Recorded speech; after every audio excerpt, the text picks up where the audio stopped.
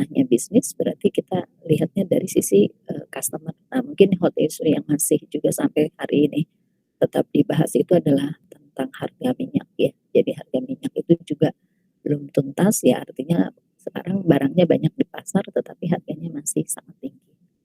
Kemudian yang ketiga adalah perusahaan ya harus menekankan pada individualisme. Nah, individualisme ini karena private sector ya. Jadi ini lebih banyak kepada customer-nya. Sementara kalau tadi kembali lagi ke sini, kalau untuk yang publik berarti ini masyarakatnya. Dan yang terakhir adalah bagaimana hasil ya dari kegiatan yang dilakukan ini mampu memberikan pencapaian yang sangat maksimal ya. Jadi ini mungkin kalau kita perhatikan dalam sains. Nah, kemudian saya lanjutkan lagi konteks konsep ya di dalam scientific management ini bahwa semua pegawai ya ini harus jadi ada proses peningkatan kemampuan ya potensi sehingga tujuan organisasi dapat tercapai. Nah, saya akan bagi dua lagi. Kalau misalnya di ranah organisasi publik, setiap karyawan atau staf ya itu juga berhak untuk mendapatkan peningkatan kualitas dalam konteks misalnya dia ikut diklat ya atau misalnya dia ikut atau ikut bukan ikutnya diberikan kesempatan misalnya untuk melanjutkan pendidikan formal gitu ya. Nah, sementara kalau di swasta atau di private sector, nah, owner, founder atau juga mungkin CEO juga dia punya hak ya untuk memberikan selain mungkin tuntutan kewajiban kepada pegawai, nah pegawai juga diberikan haknya gitu ya untuk pengembangan diri. Nah, kemudian yang berikutnya adalah adanya pembagian divisi kerja. Nah, kalau divisi kerja ini, kalau di corporate kan kita bicara 3 layer ya, top, middle, dan lower. Nah, divisi-divisi yang ada di dalam sebuah perusahaan itu pun menjadi satu kesempatan dalam proses pengembangan stafnya.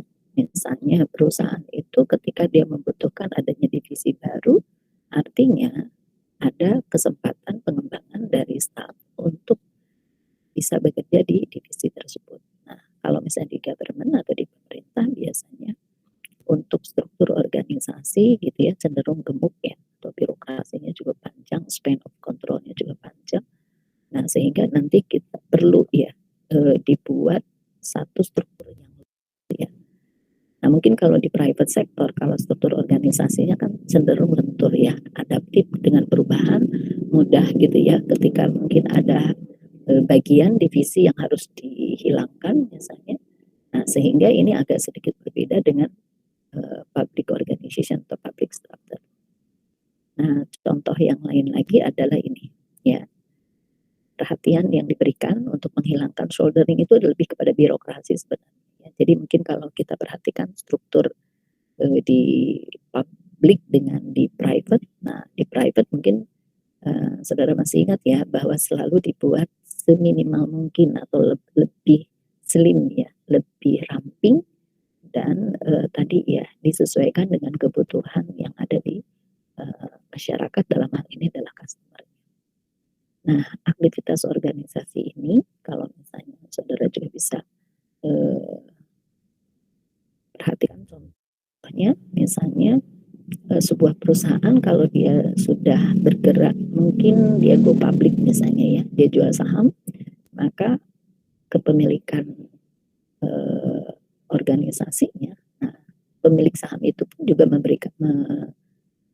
diberikan kesempatan untuk memberikan masukan ya untuk tadi ya eksistensi dan juga perusahaan itu masih bisa berjalan dengan baik ya.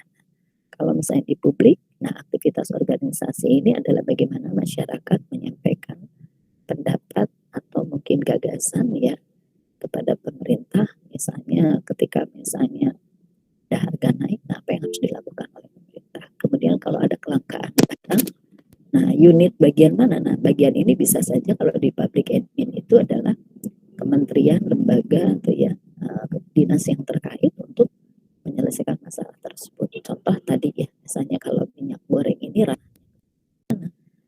perdagangan kah atau mungkin ada sektor dari kementerian lain yang memang harus ikut ya membenahi bagaimana kelangkaan minyak tadi bisa teratasi, dan ketika misalnya di pasar sekarang sudah banyak ya, tapi mungkin pricingnya yang harus kita perhatikan.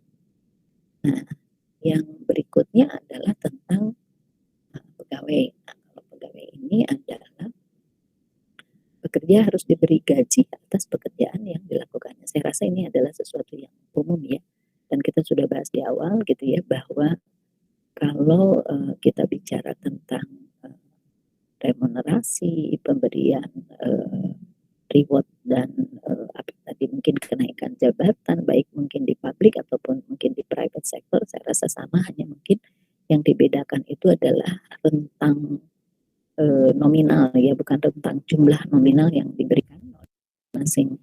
Tadi corporate biasanya juga berbeda ya kepada apa staff, tetapi mungkin pemerintah memberikan di sini satu standar yang kita sebut dengan UMR ya, upah minimum rate.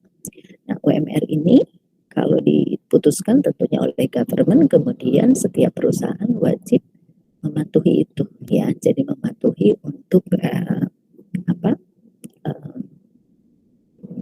realisasi ya daripada gaji yang diberikan kepada karyawan. Nah, kalau di publik itu dia juga punya ada standar ya, jadi ada standar yang memang diberikan berbeda gitu ya untuk satu kementerian dengan kementerian lain ya. Mungkin kalau di publik itu kita mengetahuinya ada yang kita sebut dengan remunerasi. Oke, sampai di sini mungkin ada yang ingin didiskusikan, dikonfirmasi, silakan. Baik dari Ibu Laras atau mungkin dari semua, silakan. Kalau belum ada, saya akan lanjutkan. Apakah ada yang ingin disampaikan? Belum ada. Saya lihat belum ada raise hand. Oh, ada Safira ya. Safira mau tanya? Ini soalnya ada. Oke, nggak ada. Oke, kalau nggak ada kita lanjut dulu ya. Oke, berikutnya adalah tentang ya. Nah, fungsi ya. Jadi menurut Henry Fayol ya, fungsi administrasi yang pertama kita lihat ini. Ini sudah kita pernah bahas juga di awal ya, kegiatan teknis. Nah, kalau teknis ini bisa saja kita berhubungan misalnya dengan tingkat produksi, pengolahan bahan baku misalnya ya, untuk dijadikan nanti produknya apa. Yang kedua adalah komersial. Nah, kalau komersial ini bicara tentang proses mekanisme ya, jual beli, tukar menukar gitu ya, sehingga nanti proses bisnisnya juga bisa berkembang dengan baik ya. Oke. Kemudian yang ketiga bisa saja kita gunakan di sektor finansial. Nah, kalau finansial ini adalah cara untuk menggunakan ya modal yang ada. Nah, modal ini kan bisa dalam bentuk tangible dan intangible ya. Nah, mungkin kita pernah juga bahas bahwa tidak harus selalu dalam bentuk yang fisik ini ya. Misalnya tadi ada buildingnya, ada kendaraan, itu juga bisa kita masukkan sebagai satu aset ya. Nah, finansial ini menjelaskan bagaimana proses yang dilakukan dalam organisasi, baik mungkin terkait dengan biaya ya, untuk pendapatan dan pengeluaran ya. Kalau biaya berarti kan pengeluaran. Kemudian ada sektor lain itu mengenai keamanan. Kalau keamanan ini bagaimana organisasi memandang bahwa perlindungan harta kekayaan gitu ya. Jadi harta ini akan aset berarti ya. Dan orang yang bekerja di perusahaan atau organisasi pabrik itu juga tetap harus dibuat secure, aman ya. Itu tidak hanya tadi dalam melakukan pekerjaan, bahkan mungkin masuk dalam K3 ya, kesehatan, keselamatan kerja. Tetapi juga aman ketika dia tidak merasa pressure yang berlebihan gitu, jadi nyaman ya. Kemudian ada proses untuk accounting. Nah, kalau accounting tadi kan kita sudah bahas di finansial. Nah, ini untuk in out-nya itu kan harus ada laporan ya, misalnya neraca laporan keuangan ya, yang harus kalau dia perusahaan, maka kalau dia jual saham maka pemilik saham juga harus tahu ya mengenai kondisi dari keuangan perusahaan ya. Jadi ini kalau kita perhatikan ada nilai untuk komersial, kemudian ada teknis, keamanan, dan tadi akuntansi. Nah, berikutnya kita lanjut elemen administrasi. Elemen administrasi kalau masih menurut Henry Fayol, ya, ini kita akan lihat kalau misalnya Taylor kan dengan POAC-nya. Nah, kita akan lihat di sini, ya. Kemarin ada POCCC, ya. Jadi kalau mungkin yang membedakan itu adalah ini ya. Jadi forecasting ramal ya. Jadi di dalam sebuah organisasi forecasting ini tetap ya harus dilakukan terukur, kemudian jelas ya luarannya seperti apa. Karena tadi kan pasti tahapan yang pertama PI dulu ya, planning dulu. Nah, perencanaan ini akan menjadi baik gitu ya, terukur. Nah, ketika ada ini koordinasi dari masing-masing unit, kemudian ada perintah gitu ya, kemudian juga tadi perencanaan dibuat dalam 3 fase ya, baik perencanaan jangka pendek, jangka panjang. Saya lanjut lagi, satu lagi, masih dengan Henry Fayol, bahwa pembagian bidang dan prinsip administrasi, satu lagi di sini ya, ada pembagian kerja atau division of work. Nah, pembagian kerja tadi kembali lagi berapa banyak departemen atau tadi divisi kalau di dalam corporate yang ada di dalam sebuah perusahaan ya. Nah, kembali lagi ketika kita bicara pembagian kerja berarti tugas pokok dan fungsi ya. Nah, oleh karena itu menjadi penting ya bagaimana divisi kerja ini ya mampu kalau di dalam private sector memberikan kontribusi ya keuntungan kepada corporate. Nah, tetapi kalau di dalam sektor publik maka pembagian kerja ini kita menyebutnya tugas pokok dan fungsinya harus clear ya. Nah, jadi kalau seseorang kan di kepegawaian maka dia punya kemampuan di bidang itu. Kalau dia misalnya ditempatkan di bagian finance ya berarti ada kompetensi yang dia harus miliki untuk mempermudah ya proses bekerjanya. Nah, kemudian yang kedua ini kita sebut dengan kewenangan dan tanggung jawabnya, authority and responsibility.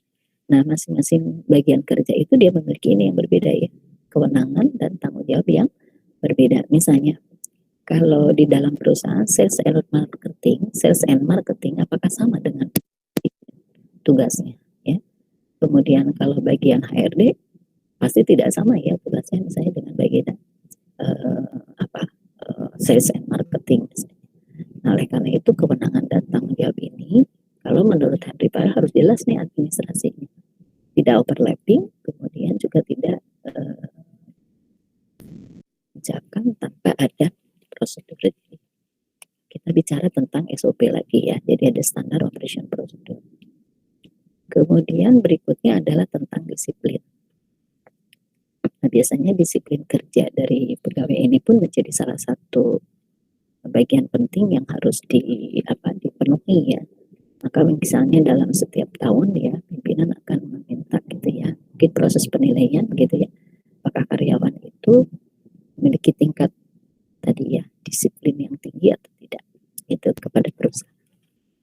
Nah, kalau misalnya dia melakukan kegiatan pekerjaan itu tidak sesuai dengan kewenangan dan tanggung jawabnya, nah ada ketidakpatuhan, nah maka ini kan ada yang kita sebut mungkin indisipliner ya. Kalau misalnya saudara pernah lihat dalam kesatuan militer ya, ketika ada anggota yang disiplin kemudian disersi ya, dilakukan pemecatan. Nah, untuk pemecatannya saja dilakukan upacara gitu, tapi kalau di sipil kan tidak dilakukan seperti itu. Nah, ini mungkin perbedaan antara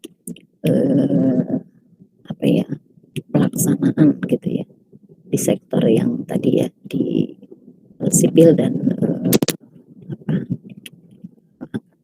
gitu ya. Jadi kalau misalnya mungkin kita perhatikan tadi disiplin ini di dalam setiap pekerjaan akan dilakukan proses penilaian ya, baik untuk sektor publik ataupun di private sector. Kemudian adanya kesatuan perintah. Nah, ini kembali lagi ke sini ke tanggung jawab ya. Jadi kesatuan perintah itu itu tidak boleh ada dualisme di dalam memberikan perintah gitu ya. One commander, jadi harus satu ya. Jadi kalau misalnya kepala atau manajer misalnya dia punya kewenangan tadi, nah ini untuk mengurus misalnya tadi kepegawaian, apakah misalnya tentang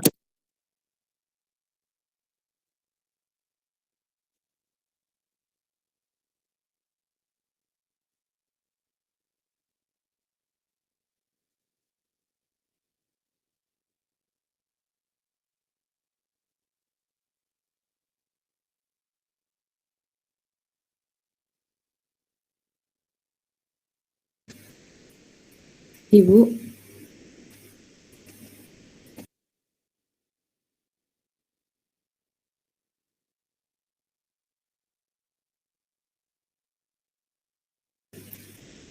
Ibu maaf suaranya tidak ada Ibu.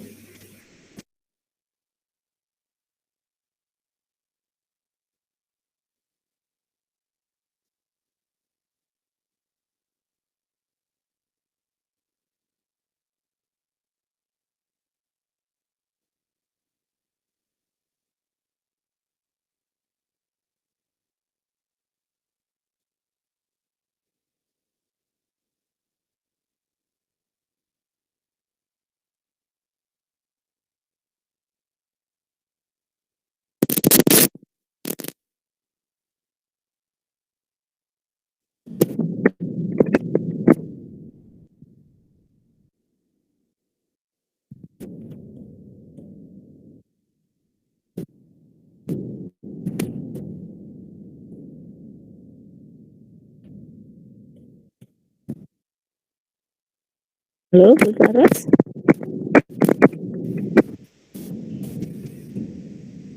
Halo? Baik Ibu, saya lanjutkan Ibu ya untuk PPT-nya ya. Laras bisa dengar saya? Baru bisa Ibu. Iya, gimana Bu Iis?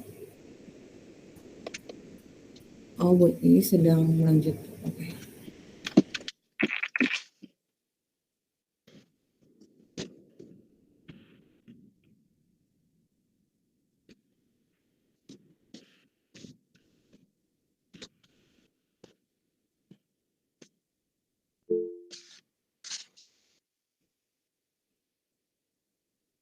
Baik, sementara Bu Iis ke ruangan dulu. Apakah ada pertanyaan terkait yang disampaikan oleh Bu Iis? Sampai saat ini ada yang mau ditanyakan nggak? Masih belum. Masih aman, Bu. Masih belum ya? Berarti kita lanjutkan presentasinya.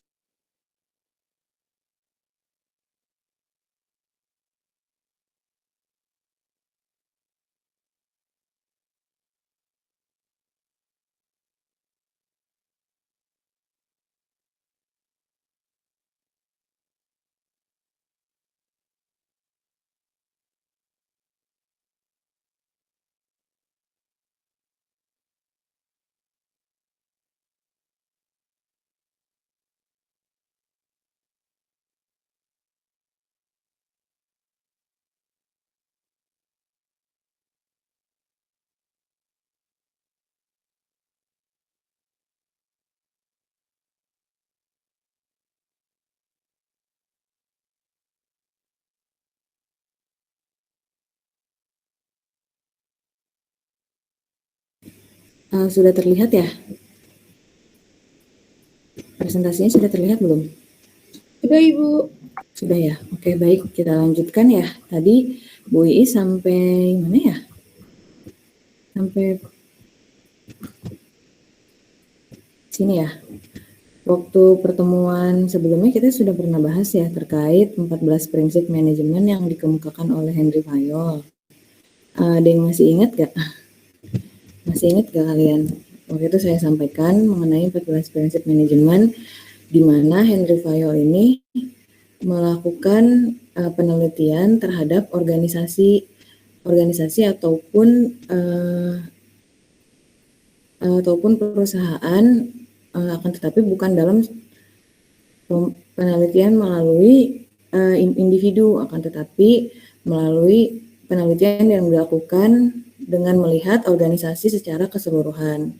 Nah, di Henry Fayol ini merupakan Bapak manajemen ya yang sebelumnya sudah disampaikan oleh Ibu Iis bahwa Henry Fayol ini dikatakan sebagai mengatakan bahwa administrasi itu sebagai seni, yaitu perwujudan administrasi menjadi suatu sistem atau aturan sehingga mendapatkan suatu hasil atau keputusan yang bisa diterima. Nah, dalam penelitian yang dilakukan, pembagian kerja dalam praktiknya, yang pertama pembagian kerja dalam praktiknya, karyawan dituntut untuk memiliki spesialisasi di bidang yang berbeda, dan mereka memiliki keterampilan yang berbeda. Nah, contoh pembagian kerja yang dilakukan adalah manajer mendelegasikan dan menginstruksikan pekerjaan yang harus dilakukan oleh suatu individu. Nah, di dalam pemikiran Henry Fayol ini pun menekankan pada teknik kepemimpinan dari organisasi. Bisa kita lihat ya, di sini ada 14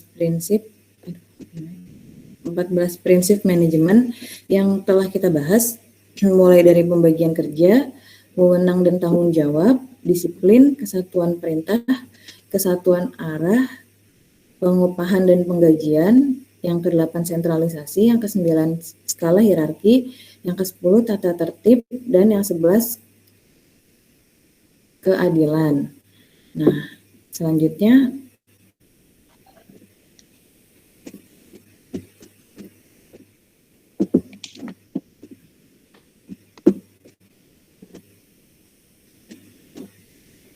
Baik, Bu Laras, apakah suara saya terdengar? terdengar Ibu? Suara Ibu sudah terdengar? Sudah terdengar jelas Ibu? Sudah ya? Oke, ini kayaknya ada masalah. Coba. Oke. Suara saya bisa terdengar? Terdengar Bu Laras? Sudah terdengar. ya, Alhamdulillah. Oke, Mangga, silahkan mungkin Bu Laras dilanjut dulu kalau tadi ada pertanyaan atau apa, silahkan. Saya baru sampai ruangan ini. Oke, baik Ibu. Untuk saat ini belum ada pertanyaan Ibu. Oh, belum ada ya? Oke. Belum. Oke, baik. Mohon maaf ya, agak terganggu tadi ininya, sinyalnya. Jadi dari lantai 1 ke ruangan Ibu agak lumayan juga ini agak. Tapi ini sudah bagus ya? Sinyalnya sudah bagus? Oke, baik.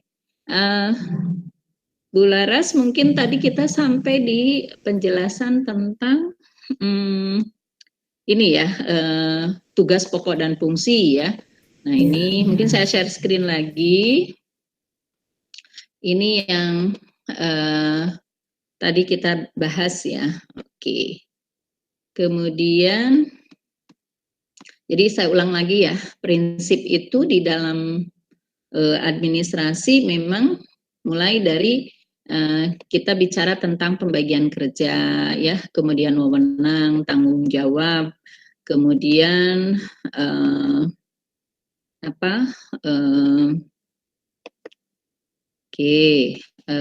tanggung jawab, kewenangan, divisi kerja ya. Oke, saya coba buka, tapi glare ya. Maaf deh, nanti saya nggak pindah dulu ruangannya. Nah, saya buka dulu ya, mungkin diskusi sebelum ada beberapa slide-nya. Kalau fungsi administrasi ya, baik di publik ataupun juga di private sector, yang harus digarisbawahi adalah kalau kita menyangkut dengan kewenangan dan tanggung jawab itu adalah sama. Jadi setiap orang yang bekerja di corporate dia memiliki tanggung jawab yang tentunya dibebankan oleh owner, founder atau juga mungkin pimpinan ya perusahaan. Nah, sementara untuk yang publik ya, misalnya Ibu dengan Bu Laras kerja di public sector, maka yang disebut kewenangan itu bahwa tugas pokok yang dibebankan kepada pegawai itu tidak boleh overlapping. Misalnya apa? Kalau bagian keuangan di tempat kami misalnya ngurus apa saja sih? Gaji, ya, pembayaran gitu kan, mungkin pembelian dan sebagainya. Nah, tentunya berbeda kalau kita sudah masuk di private sector ya. Kalau Anda lihat hari ini atau current condition ya, di mana saudara masuk pada fase postmodern ya, maka tentunya ketika kita bicara tentang kewenangan dan juga tanggung jawab ya, pada intinya tidak berubah ya, tetapi yang berubah itu adalah faktor lain seperti eksternal faktor ya, atau lingkungan eksternal yang mempengaruhi mengenai bagaimana kecepatan di dalam menyelesaikan pekerjaan. Jadi kalau kewenangan, tugas, pokok, dan fungsi itu biasanya dalam organisasi tidak selalu harus dirubah setiap tahun, tetapi kalau ada perubahan yang menyangkut mengenai keberlangsungan organisasi, misalnya karena pandemi misalnya ya, kita melakukan proses perkuliahan itu tidak full offline, tetapi mungkin daring. Contoh lain apa? Ketika Anda absen, ya mengabsen ya, kan Anda langsung klik aja di e-learning. Nah artinya ini ada proses yang berubah, tetapi kewenangan, hak dan tanggung jawabnya sama. Ya, mungkin kalau nanti kuliahnya sudah berada di kampus gitu ya, offline, yang melakukan proses untuk mengecek apakah mahasiswa hari ini, pagi ini hadir atau tidak, kan dosen juga punya dia catatan. Jadi ini agak sedikit berbeda. Tetapi tugas pokok dan fungsi dari dosen kepada mahasiswa, mahasiswa belajar juga pada saat pandemi dan tidak pandemi itu sama gitu ya. Yang membedakan itu adalah sistemnya saja. Contoh lain, misalnya kalau ibu harus memberikan tanda tangan. Nah, kalau tidak menggunakan digital gitu ya, itu kan harus tanda tangan langsung, tanda tangan basah. Tetapi saudara sekarang bisa lihat ya, ada beberapa surat dari kementerian ya, atau mungkin di private sector, bahwa ketika membubuhkan tanda tangan dalam surat itu sudah menggunakan apa? Tanda tangan digital yang memiliki barcode. Jadi sudah ada barcode-nya. Nah, ketika di-scan kan sudah ada tuh ya. Nah, ini juga harus tertelusur administrasinya. Jadi tidak boleh teknologi itu menghalangi ya ketika mungkin kita tidak bisa bertemu secara offline. Nah, ini contoh-contoh ya.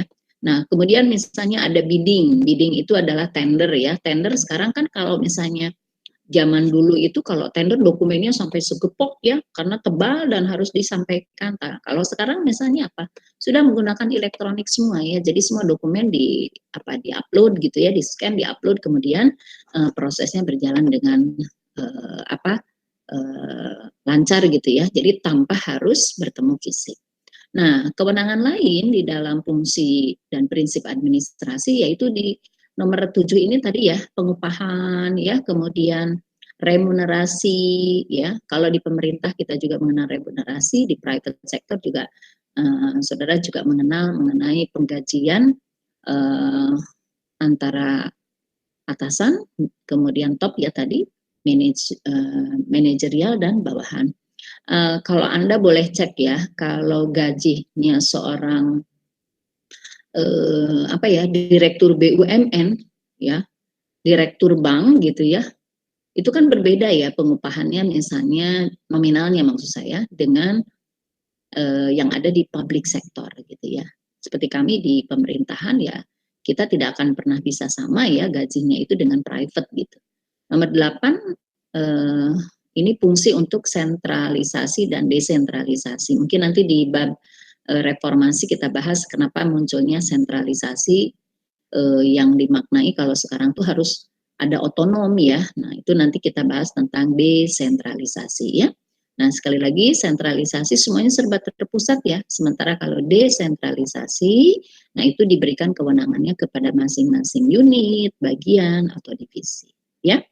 Nah, yang ke-9 itu tentang skala hierarki ya. Jadi tingkatan ya, skala hierarki ini penting untuk bisa nanti disampaikan ya, bahwa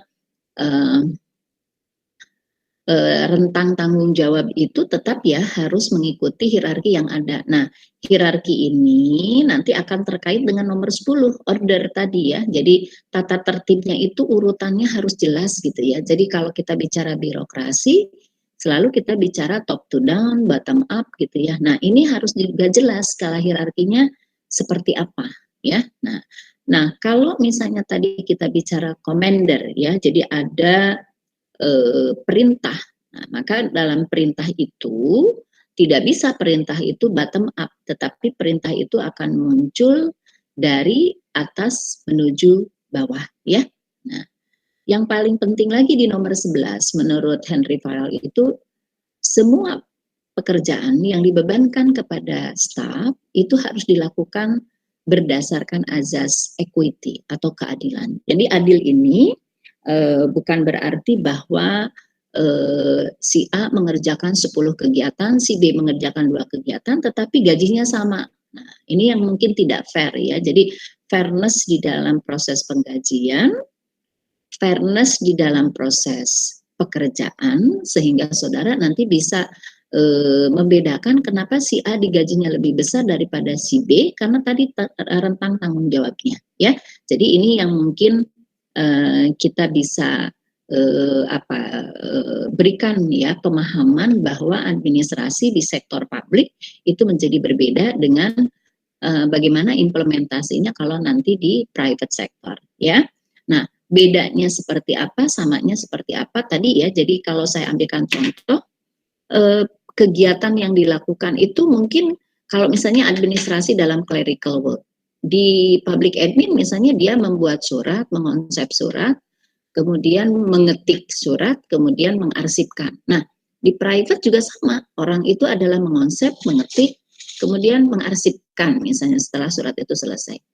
Tetapi ketika bicara nomor 7 nih penggajian, saudara boleh cek ya, kenapa pemerintah menetapkan UMR, upah minimum regional. Nah, karena dia dibilang minimum, maka ada rentang yang harus saudara perhatikan bahwa kalau kita bicara minimum berarti ada maksimum. Maka perusahaan itu tidak boleh memberikan gaji di bawah UMR. Ya, nah ini yang mungkin sering debatable. Tapi kalau di government, di publik, pengupahan tadi itu dia punya standar, misalnya golongan 1, golongan 2, golongan 3, golongan 4, ya. Nanti masuk ke eselon 1, eselon 2, deputi gitu ya, sampai nanti yang paling tinggi misalnya menteri, ya, wakil presiden sampai presiden. Nah, jadi ini yang kita sebut tadi dengan administrasi dipandang sebagai ranah fungsi ya yang dilakukan di sektor publik dan sektor private. Ya, oke.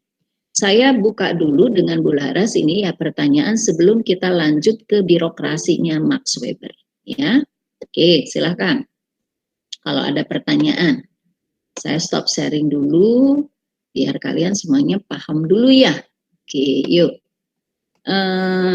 Saya buka dulu kalau ada pertanyaan, silahkan. Jadi kita sudah masuk di minggu keempat ya, pertemuan ke-8, dan kita sudah mulai membedakan ya publik dengan private sector. Jadi kalau kita ditanya ya, kenapa di publik administrasi itu sebutannya kok berbeda ya dengan istilah manajemen? Tapi kalau di private, Anda mungkin lebih familiar mendengar kata manager, manajemen gitu ya.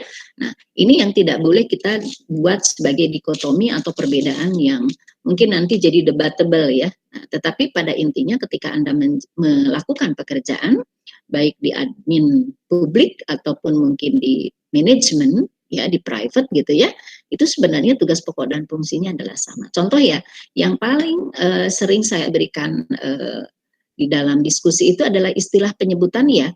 Kalau di kami di pemerintah, orang yang memiliki tugas pokok fungsi mengkomunikasikan informasi ke dalam dan keluar itu namanya humas, hubungan masyarakat. Tapi kalau di private sector, orang yang memiliki tugas tanggung jawab kewenangan seperti itu namanya public relation officer. Jadi PR. Nah, jadi Anda nanti apa ya bedanya PR sama humas? Sama gitu. Hanya penyebutannya saja. Jadi kalau Anda di PNJ tanya, ada PR nggak? Nggak ada namanya. Tapi humas gitu. Nah fungsinya, kok saya sakit perut ya? Kayak begah-begah gitu. Nah kita nggak ngerti, karena kita kan tadi bukan bidang medikal, paham ya? Nah jadi tadi yang Henry Fayol sebutkan itu kenapa orang itu digajinya beda? Kenapa tugasnya beda? Contoh satu lagi sebelum saya lanjut ke PowerPoint. Ya, saya minta tanggapan Teresia. Teresia, kamu pernah nggak lihat kuli panggul di pasar? Pernah, Bu. Pernah. Kira-kira menurut Teresia berapa ya dia dibayar? Itu loh yang ngangkutin beras dari truk pindahin atau mungkin dia kulit pangkul. Berapa itu menurut Teresi? 20. Ya, di bawah 50.000 ya gitu. Kenapa dia dibayar, let's say dia misalnya satu hari 50.000 aja gitu ya. Berarti sebulan berapa? 1,5. Atau mungkin dia dapat 100.000 sehari, berarti dia 3 juta ya. Itu kalau dia sering mendapatkan job. Ya, kenapa kuli panggul tadi dibayarnya misalnya per hari atau per minggu, atau tadi mungkin ada yang per bulan. Let's say 1,5 juta sampai 3 juta. Berat kan bawa beras, Teresia, benar nggak? Kan berarti fisik yang dipakai, not brain. Paham ya? Tapi tadi dokter spesialis menurut Devira kenapa jadi mahal? Dia ngangkut-ngangkut secara fisik enggak, tapi yang dipakai knowledge ininya. Nah, inilah yang memperjelas tugas pokok fungsi seseorang tadi ya dalam organisasi, sehingga dia berkorelasi dengan berapa upah yang dibayarkan. Paham ya? Jadi kalau ditanya capean mana ya gitu, kayaknya capek kuli panggul, ibu aja nggak bisa ngangkut 1 karung beras itu, bener nggak? Karena kan bisa 50 kilo diangkut, mungkin waduh diseret-seret. Kita kalau mau masukin galon aqua aja di rumah ibu seret itu loh, karena berat. Ibu udah tua nih, diseret itu, ya. Udah nggak pakai tuh yang aqua galonnya taruh di atas, udah nggak kuat itu ngangkat-ngangkat, taruhnya yang di bawah. Berarti faktor usia kan gitu, atau tadi beban yang saya nggak mampu mengangkat galon aqua itu. Nah sekarang kalau tadi yang kuli panggul, jangankan galon ya, 1 galon aqua itu beras aja 50 kilo dia bisa angkut di punggung, bener nggak? Jadi perbedaan pembayaran itu ada yang dihitung berdasarkan apa tadi? Knowledge-nya, kemampuan spesifikasi, spesialisasinya. Makanya kalau ada kata spesial suka mahal. Anda kalau beli bakso pakai yang spesial lebih mahal tuh dari bakso yang biasa. Benar nggak? Nah itu aja ya. Jadi kesimpulan kita kenapa administrasi itu harus dibedakan? Ya karena tadi itu ada sesuatu yang apa tadi dibedakan tuh dari rentang tanggung jawab, ada dari apa tadi kemampuan ya. Nah ini yang membedakan seseorang digaji seperti itu. Coba pemain sepak bola kalau yang amatir sama profesional kan beda. Sampai dia ditransfer satu klub ke klub lain dijual itu dia. Harganya mahal karena tadi dia sudah punya apa tadi? Spesialisasi ya. Oke. Nih, Ibu kan kasih contoh udah sepak bola, ngangkut karung biar kalian paham bahwa bicara administrasi itu sebenarnya dalam kegiatan kita hari-hari itu sudah dilakukan gitu ya. Oke, saya lanjut Max Weber. Nah, ini kalau Anda perhatikan Max Weber kan muncul di era klasik, neoklasik, di neoklasik ya. Nah, itu ada muncul birokrasi ya. Prinsip Max Weber itu kenapa harus ada birokrasi? Kenapa harus ada pembagian kerja? Ini tadi yang saya sampaikan gitu loh. Kalau dia bagian yang ngangkut kuli panggul itu ngangkut barang dari truk ke lokasi ke ruko misalnya. Maka kalau untuk menghitung berapa banyak kuli tadi mengangkut, kalau 1 kali ngangkut dia diupah 10.000, kalau 10 karung berarti 100.000. Berarti ada pembagian kerja yang ngitung-ngitungnya bendaharanya atau tadi kasirnya. Oh tadi berapa? 10 kali ngangkut Bu. Oke 10 kali 10.000 saya bayar 100.000. Nah berarti di sini ada muncul apa tadi? Pembagian kerja atau spesialisasi. Clear ya? Nah, tadi kan kenapa dokter umum dengan dokter ahli beda. Nah, kemudian hierarki jelas tadi ya, tingkatan sama ya. Saya tidak bisa misalnya memberikan satu kebijakan, keputusan untuk level PNJ. Ya, Bapak Direktur lah gitu. Tapi kalau di jurusan, saya dan kawan-kawan di struktural, nah, punya kewenangan untuk itu. Misalnya contoh yang simpel. Anda kan semester 2 ini kan mungkin baru beberapa mata kuliah saja yang offline ya. Misalnya di AN ya, itu ada uniform, seragam, ada batik dan juga apa itu yang formal yang dipakai oleh semua mahasiswa di jurusan AN. Itu kewenangannya AN. Let's say misalnya batik ya, batik AN. Maka kalau di teknik sipil itu tidak ada. Di teknik mesin juga tidak ada. Kenapa? Kan berbeda. Kalau kita harus grooming gitu ya. Ya, official look-nya tuh bagus, kelihatan tuh lagi mahasiswa udah diajarin bagaimana cara berpakaian good looking gitu kan. Ada beauty class, ada handsome class, ya mata kuliahnya aja nanti prakteknya kan begitu. Tapi kita di AN tidak pakai wearpack. Tahu baju wearpack yang dipakai teman-teman kita di mesin, ya, di sipil, ya, di elektro, dia kan baju prakteknya kan pakai wearpack. Nah, itu berarti ada hierarki kekuasaan yang dibebankan hanya kepada masing-masing unit. Maka nanti bicara desentralisasi. Ya, oke. Kalau jakun, jaket kuning, sentralisasi. Kenapa? Karena semua mahasiswa di PNJ wajib ya menggunakan jakun dalam occasion atau kegiatan formal PNJ. Gitu ya. Nah, yang ketiga menurut Weber, setiap dokumen kan harus tertelusur ya, tercatat gitu loh.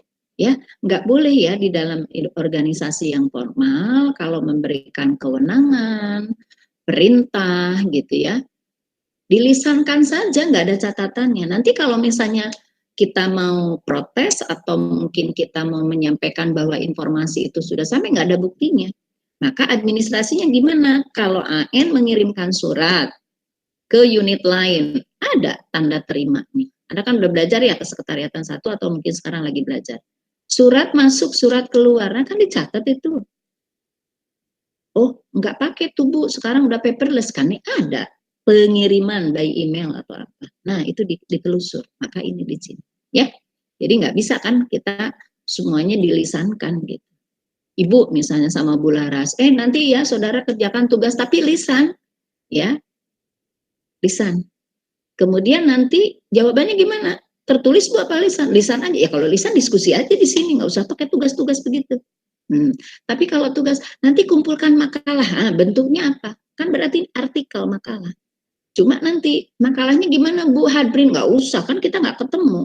Kirim aja ke Bu Laras sama Ibu by email. Selesai kan gitu. Ada faktanya, ada buktinya. Nah, Weber melihat itu sebagai satu kemampuan bagaimana administrasi itu dipandang tidak boleh terlalu rigid, tidak boleh terlalu kaku birokrasinya, tapi tetap ada hierarkinya. Misalnya kalian di ABT 2C, nggak seneng nih mata kuliah PIA, komplainnya bukan ke Bu Yanita. Ya, Bu Lara sama Bu Is itu kalau ngajar nggak enak nih, komplainnya sama Pak Direktur. Salah. Jangan ke Pak Direktur. Kemana? Hierarkinya ingat. Tuh, ke PA dulu, pembimbing akademik. Benar nggak? Dari PA ke Bu Yanita atau Pak Bari. Dari itu ke Ibu. Dari Ibu nanti ke Bu Nunung, Wadir 1. Begitu tuh hierarkinya. Nggak bisa kan ada shortcut gitu. Ya. Nah, bagaimana kalau Anda kerja di perusahaan? Sama. Anda nggak bisa komplain langsung ke komisaris. Pecat Pak. Nggak bisa. Ada tahapannya ya, ada supervisor, ada manajer, ya, ada direktur, kemudian ada komisaris, paling atas lagi owner, ya, CEO, ya. Oke, paham ya sampai di sini. Nah, Weber mengatakan bahwa hubungannya harus, nah ini impersonal. Jadi nanti kan Anda dikomunikasikan, ada komunikasi vertikal, horizontal, diagonal. Ada komunikasi interpersonal, ada komunikasi yang kita sebut personal, ya. Nah, itu jenis-jenis komunikasi, ya. Kemudian Weber melihat bahwa seseorang akan dikatakan dia kompeten. Nah, ini kompeten. Ya, karena memiliki pengetahuan, keterampilan dan tadi sikap, ya. Jadi kompetensi itu SKA, skill, knowledge, attitude, ya. Nah, sehingga seseorang dimaknai memiliki kemampuan lebih dibandingkan staf yang lain sehingga karirnya mungkin lebih bagus gitu. Kalau sekarang coba Anda perhatikan ya di private sector atau mungkin di government juga ya. Coba Anda Ibu nggak hafal ya berapa staf ahli yang dari milenial yang menjadi staf ahlinya presiden. Ya. Benar nggak? Ya, salah satunya kan owner yang Ruang Guru itu kan masih muda. Ya. Siapa lagi ya? Yang ini nih, yang tunarungu namanya siapa ya? Perempuan itu? Ada yang tahu nggak sih? Itu kan staf ahli presiden itu. Angki, Bu. Anggi apa? Anggi. Engki. Makasih ya udah diinfo. Ibu nggak hafal sih namanya, cuman tahu gitu. Itu kenapa harus jadi kenapa bisa jadi staf ahli ya? Kan masih muda. Tuaan ibu, tapi ibu nggak, lah kan beda kompetensinya gitu loh. Jadi kita sekarang ya tidak lagi bicara umur, paham ya? Menteri kita ini Nadiem Makarim itu masih muda toh, paham ya? Kenapa bukan guru besar? Kenapa bukan profesor? Karena kompetensi.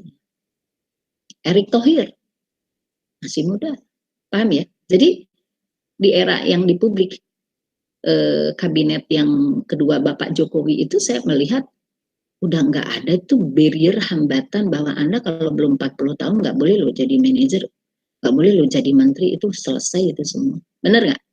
Ya, ini udah apalagi Anda di private, ya di private sector. Ya, coba Sahtia, kamu bisa kasih nggak info ke ibu satu orang owner atau CEO muda yang di Indonesia usahanya luar biasa, tapi masih muda banget. Ayo, siapa? CEO-nya Bukalapak kayaknya, atau CEO-nya Tokopedia. Tokopedia ya. Kan Makarim juga, Nadiem Makarim kan CEO kan? Iya. Udah nggak lagi tuh pakai, aduh belum 40 tahun. Kalau dulu banget ya. Zaman ibu kuliah juga ya. Seorang manajer dibutuhkan manajer personalia. Usia 40 tahun. Lah 40 tahun tuh sekarang tuh udah CEO, benar nggak? Ya, bukan manajer lagi, CEO. Jadi welcome ya untuk Anda yang sekarang masih muda-muda gini, udah nggak ada tuh batasan, paham ya? Nah gitu ya. Jadi ini berubah nggak tadi jenjang karir ini, keahliannya? Berubah ya. Yang penting dia apa tadi? Punya keahlian tadi, ya. Sehingga ini ya aktivitasnya penuh. Oke lanjut. Kalau ada yang mau ditanyakan monggo. Ini udah tinggal sedikit lagi. Nah ini mulai kita ya menyimpulkan. Beda admin dan manajemen itu apa ini? Ya, coba Anda perhatikan ini. Ada eselonisasi, tadi Ibu sebutkan ya, eselon 1, eselon 2. Kalau Anda tuh menyebutnya kalau di private tuh eselon tuh ada tapi penyebutannya bukan eselon begitu ya. Jadi ada leveling itu kan misalnya manajer, supervisor kayak gitu ya. Nah ini silahkan saudara bisa cek ya. Kalau ada yang nggak paham, saya akan jelaskan sama Bu Laras. Ya, contohnya ini ya, apakah administrasi dipandang sebagai seni sementara manajemen sains gitu. Sebenarnya dua-duanya ini memiliki kesamaan di dalam proses melaksanakan pekerjaan. Contohnya begini, dipandang seni itu kan sesuatu yang dimiliki oleh seseorang di dalam proses mengerjakan ya. Kalau seni melukis misalnya, contoh yang paling gampang, berarti kan pekerjaan itu yang dilakukan adalah melukis. Ya. Nah, contohnya gini, dalam administrasi, seni memimpin. Ya, memimpin. Berarti leadership. Nah, itu kan harus ada artnya, harus ada seninya. Ya. Kalau kita nggak ada artnya, memimpin itu jadi kayak robotik gitu. Ya, disetel sistemnya, kemudian Anda kerjakan itu. Nah, kalau dalam manajemen tadi ada scientific management. Contohnya gimana? Kenapa satu mesin merek A ketika digunakan dia hanya mampu menyelesaikan 10 misalnya produk. Tapi mesin B dengan waktu yang sama dia mampu menyelesaikan 20 produk. Itu sains, dihitung. Why gitu. Paham ya maksud Ibu? Nah, jadi ini juga dimaknai bahwa ketika Anda mencatat mesin A 10, mesin B 20, nah kan harus jelas administrasinya nih. Maka kita bicara tadi orang yang mencatatnya, ya. Bagaimana tadi Anda bicara tentang produknya, ya. Nah, jadi kalau kami melihat administrasi dan manajemen beda dan samanya itu sampai sekarang juga perdebatan, padahal melakukan hal yang sama, gitu, ya. Tidak ada manajerial yang tidak butuh administrasi, Sekarang kita balik, dalam ranah administrasi kita juga membutuhkan manajemen yang baik gitu. Benar nggak? Saya ambil contoh yang paling simpel gini, art ya, seni. Saya akan cek ya, coba. Farsha Andina. Farsha, sampai hari ini kamu dapat uang jajan, uang bekal dari orang tua, ya? Oke ya, nggak usah disebutin angkanya, simpen dalam hati. Kamu dapat kan mingguan apa bulanan, terus kamu, I want to buy, begitu di list ada 20, I want to buy. Kalau uangnya pas-pasan, kira-kira gimana Farsha? Ada nggak skala prioritas? Ada 20 tuh Farsha. Bulan April mau beli ini, mau beli ini, mau beli ini. Tapi duitnya kalau dihitung nggak cukup ya. Kira-kira gimana yang dilakukan Farsha? Bicara administrasi dan manajemen. Oke, apa yang kamu lakukan? Saya apa ya namanya? Apa yang kamu lakukan? Pernah nggak kamu terpikir, aduh duitnya kurang, tapi aku pengen beli ini, aku pengen beli itu. Pernah ya? Ayo, terus apa yang kamu lakukan? Membeli semuanya atau tidak membeli semuanya? Nggak beli semuanya, Bu. Saya beli yang cuman prioritasnya aja. Anda bilang tidak membeli semuanya dan Anda menyebutkan prioritas. Maka disitulah manajemen masuk. Kan di-manage, dikelola. Oh, nggak beli dulu deh. Kan gitu ya. Maka kita bicara ada skala prioritas. Di mana administrasinya? Tadi kan ada art, seni ya. Seninya itu apa tadi? Ya kalau saya beli ini, mungkin ini lebih urgent. Kalau saya nggak beli ini, ya nggak apa-apa. Nah, itu kan ada seninya ya. Seni tadi bagaimana Anda mengelola uangnya. Nah, mengelola itu kan manajemen. Paham ya? Itu contoh simpel aja. Maka ketika kita melakukan kegiatan di perusahaan atau mungkin di kantor ya, manajemen dan administrasi nggak bisa dipisah satu sama lain. Dia akan ngeblend. Cuma mana porsi yang paling besarnya? Bisa ditangkap sampai sini? Misalnya Anda diminta, nanti tolong ya mimpin rapat. Misalnya Ibu nanti jam 10 ada rapat. Aduh, kayak Ibu nih, aduh, rapat jam 10 sampai jam 12. Nyambung lagi jam 1 sampai jam 3. Padahal kelas Ibu hari Kamis itu full 8 jam. Gimana ya caranya? Itu manage, art, seni kan, seni bagaimana saya harus apa? Semuanya dapat. Tapi kan kadang tidak maksimal, benar nggak? Kayak tadi pagi, Ibu kan harus jam 6 tap dari rumah. Otherwise, Ibu mungkin sampai sini bisa jam 9. Makin siang makin macet. Jam 6 saja, sampai kampusnya tadi jam berapa ya? Jam 8 berarti ya? Nah, di kendaraan tapi kan harus ngajar, gimana ya caranya? Nah gitu. Itu memanage. How to manage. Jadi ada seninya. Nah, oleh karena itu ketika kita bicara administrasi, nggak bisa dia parsial sendirian aja ya, gitu. Nah, sekarang ini ya, perbedaan fase dari klasik sampai postmodern. Oke, ini tugas kalian ya. Nah, dibuatnya kayak gini, tuh ya. Jadi ada dua hal. Nah, ini mungkin untuk oke, ini mulai tugas ya. Tugas siswa diskusikan. Nah ini ya, kalau fasenya itu kan ada 4 ya, ada klasik, neoklasik. Anda ini hari ini ada di postmodern ya, klasik, neoklasik, modern, dan postmodern. Anda lihat di klasik, administrasi dipandang sebagai seni. Pada fase klasik, manajemen dianggap seni. Nah kemudian nanti Anda lihat lagi, di neoklasik dia berperan sebagai apa ya. Nah ini contoh ini, kalau nanti mungkin saya punya ada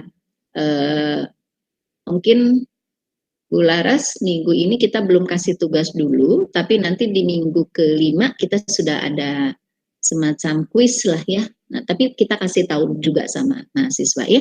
Nah, untuk yang sesi hari ini, tadi Anda tolong ya, yang tabel itu Anda isi masing-masing fase. Ibu ulang ya, dalam administrasi itu fase hanya ada 4.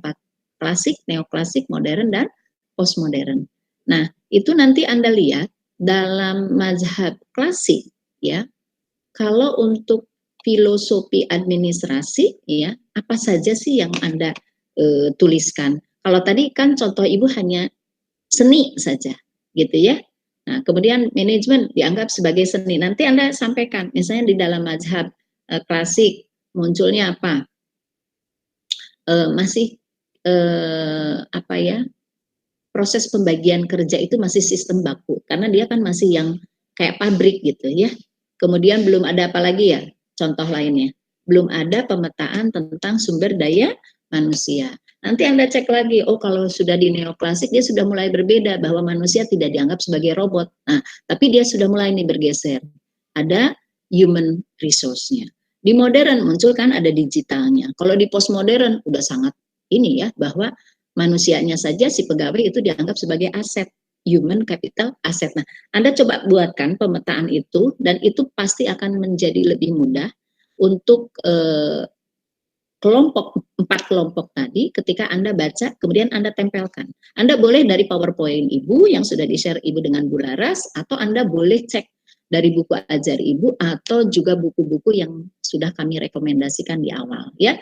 Misalnya Anda baca buku dari Prayudi, oh kalau Prayudi ini, oh kalau dari Prof. Martani, oh ini gitu. Boleh buku dari Renal Kasali juga boleh ya. Pengarangnya saya nggak batasi. Nah, tolong tugasnya tadi dilengkapi untuk kita bisa diskusikan ya.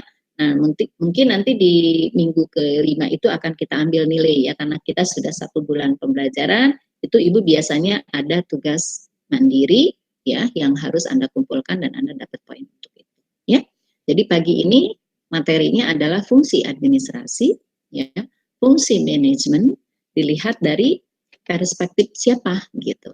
Kita baru 2 ya, 3 dari Taylor, dari Henry Fayol dan Max Weber. Berarti itu masih kita bicara klasik dan neoklasik. Nah, 2 fase berikutnya itu belum tersentuh ya, sehingga saudara bisa cek nanti ya. Kalau misalnya tadi pembagian pekerjaan, kalau di modern seperti apa, kalau di postmodern seperti apa. Bisa ditangkap ya tugas untuk Anda melengkapi tabel tadi ya. Oke. Masih ada waktu ya 15 sampai 20 menit. Kalau ada pertanyaan silakan. Saya buka dulu pertanyaan. Ada? Ya, silakan. Anwar. Ya, jadi untuk yang tadi pemetaan tadi ya, ini adalah tugas mandiri ya.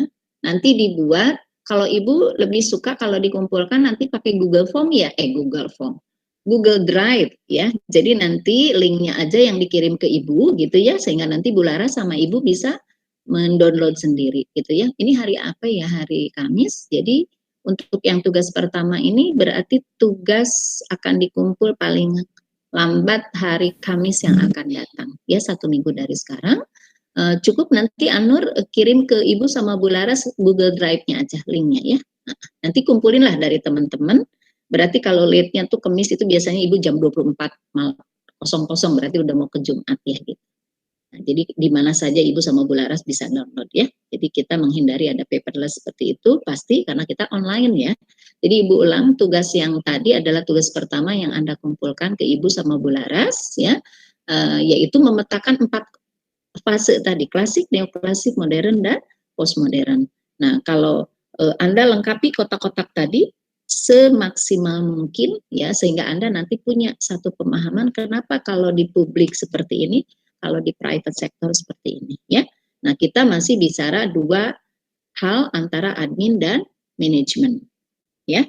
Saya ulang tugasnya minggu depan hari Kamis jam 24:00 Anur tolong kirim link Google Drive ke Ibu sama Bu Laras ya. Nah, Anda mengerjakan yang mana? Yang kotak tadi aja. Yang fase 4 tadi masukkan yang sehingga nanti Anda boleh masukkan ciri-cirinya, Anda boleh masukkan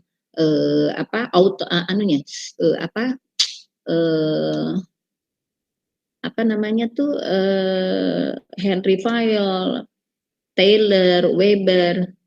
Ya, disebut bukan founder ya, tetapi mungkin yang terkenal di fase itu ya, yang ahlinya gitu ya, yang memberikan kontribusi di dalam fase itu siapa gitu.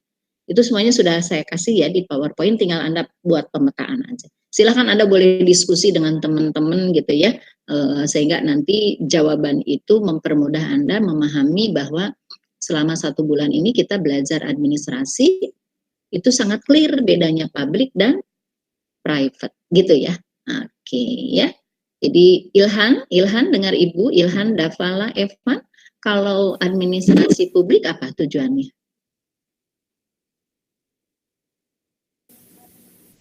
Administrasi publik untuk pelayanan masyarakat. Ya, oke. Pelayanannya untuk siapa? Kalau publik untuk masyarakat, Bu. Untuk Oke, kepuasan excellent. masyarakat. Private? Kalau private dia di perusahaan. Ya, pelayanannya kepada siapa? Pelayanannya kepada pemilik perusahaan, kemudian juga kepada karyawan. Good. Customer ya, jangan lupa customer. Oh, Iya. Jadi Pemerintah. customer gitu ya. Nah ini udah sangat harus sudah siap gitu ya. Oh kalau public welfare, kalau private nyari duit gitu. Untuk siapa pelayanannya? Kalau public kita semua ya citizenship ini ya masyarakat ya. Kalau untuk yang private ya tadi customer gitu. Customer itu kan boleh pelanggan, calon pelanggan gitu ya, pelanggan tetap kan gitu ya. Nah itu yang nanti Anda masukkan tuh dalam kotak-kotak yang tadi itu ya. Jadi kalau misalnya dalam mazhab klasik, kalau di private sector itu tadi yang Ilhan sampaikan, dia nyari duit kan, nyari untung gitu. Tetapi dia masih terbatas bahwa kalau di klasik itu kan kayak robot. Anda kerja sesuai dengan kerja sistem baku tadi. Kalau harus 8 jam, mengerjakan apa, perintahnya itu kan tidak tidak sama seperti kalau Anda di postmodern sekarang. Di postmodern Anda kan tidak harus ke kantor. Boleh kerja dari rumah, kan gitu ya. Nah, yang penting apa? Luarannya, outputnya. Nah, kalau yang di klasik nggak bisa. Anda harus datang ke perusahaan. Maka mungkin satu hal lagi nih sebagai mungkin merangkum ya, bahwa Anda ini hidup di postmodern. Maka apa yang dilakukan bedanya dengan klasik, neoklasik dan modern apa? Tadi digitalisasi. Jadi digitalnya itu udah sangat luar biasa. Apa bedanya kalau bekerja? Kalau di klasik kan tadi Anda benar-benar datang ke tempat kerja. Karena kan dulu si klasik ini kan melihat teori ini muncul karena dari pabrik. Nah kalau pabrik Anda bayangin aja deh pabrik gitu. Pasti buruhnya banyak, stafnya banyak gitu loh. Pegawainya banyak maksud Ibu. Paham ya? Kemudian kalau mereka bekerja harus ada commander, harus ada perintah, benar nggak? Kan pabrik begitu. Pengawasannya gimana? Pabrik itu karena misalnya 2.000, 3.000 orang, pengawasannya satu unit ini ada namanya itu apa ya namanya? Kalau di pabrik itu kayak supervisor itu loh. Jadi ada pengawasnya. Nah, kalau sekarang coba Anda di private sector, ya kan nggak ribuan. Kalau toh ribuan pegawainya, cukup CCTV. Ada CCTV untuk mengawasi ya. Tapi kalau bagian nanti mengecek produk, ada bagian QC. Quality of Control. Ya kan nggak bisa CCTV ngelihat oh kayaknya bagus itu mah enggak. Maksud Ibu yang pakai CCTV yang apa yuk? Pengawasan langsung ke pegawai. Tolong ya, kalau Ibu nerangin yang klasik, kamu bayangin itu ada di pabrik. Buruh rokok, pegawai rokok yang ngelinting, ada yang ngelinting, ada bagian apa gitu ya, terus gitu. Atau misalnya di bagian pengepakan ikan yang diawetkan, ya. Jadi kalau udah ambil tuh dari laut, dibersihkan, kemudian diolah, kan proses pengalengannya itu kan ada beberapa tahap, betul nggak? Sampai nanti dia bisa masuk di gudang untuk disimpan. Berapa lama? Misalnya Anda kalau makan yang ikan yang diawetkan kayak sarden atau apa kan tahan berapa bulan? Itu bagian QC. Nah, gitu ya. Nah, berarti ini di mana? Ya, masuknya. Kalau misalnya penataan pegawainya, penataan produksinya. Kalau di postmodern Anda kan promosinya aja pakai IG bisa. Bener nggak? Instagram. Dulu ya nggak ada dong Instagram. Maka di bagian klasik, neoklasik, sama apa tadi modern mungkin terbatas. Untuk kita promosi itu harus apa? Fisik. Bener nggak? Bikin baliho, bikin poster. Pernah lihat Videotron? Apa Videotron? TV gede, yang layarnya gede disebut Videotron kan begitu. Nah sekarang Anda kalau nyewa Videotron satu malam berapa? Ratusan juta. Mendingan pakai TikTok, mendingan pakai IG, mendingan pakai medsos lain kan? Yang penting followernya banyak gitu. Nah itu yang terjadi di post modern. Nangkep ya? Nah, jadi sudah terjadi perubahan antara apa tadi? Dari mulai klasik sampai ke post modern. Nah, mungkin dari Ibu sampai di sini dulu. Bu Laras, silahkan kalau ada yang ingin disampaikan.